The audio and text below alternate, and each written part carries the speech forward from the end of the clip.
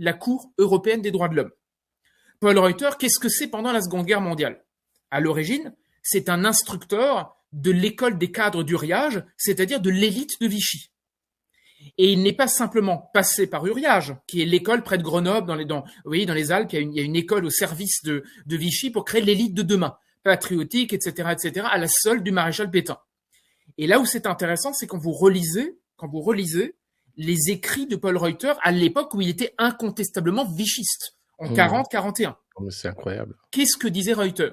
Je suis allé lire ses articles d'époque, il est clair comme l'eau de roche. Il dit, la Révolution française, c'est pas bien, d'accord, parce que le grand mythe républicain français a amené la France dans la décadence et l'épouvantable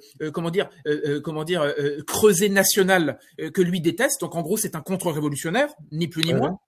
En même temps, il nous dit quoi? Que le maréchal Pétain est un type absolument formidable, bien mieux que les parlementaires de gauche des années 30. Évidemment, il y a une détestation de Léon Blum, une détestation de tous ces gens qui l'abhorrent, hein, qui ne supportent pas.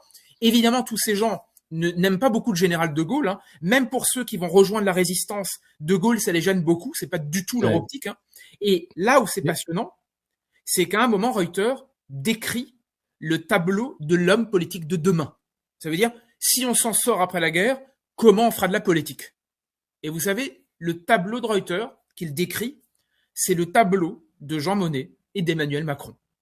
Il rêve d'hommes politiques qui soient, il le dit clairement, qui ne soient plus des politiques, c'est-à-dire qu'il n'y ait plus d'ancrage politique de droite, de gauche, tout ça, c'est fini. Il faut des technocrates, il faut des hommes d'affaires, et il faut que ces hommes soient largement par-dessus les petites contingences nationales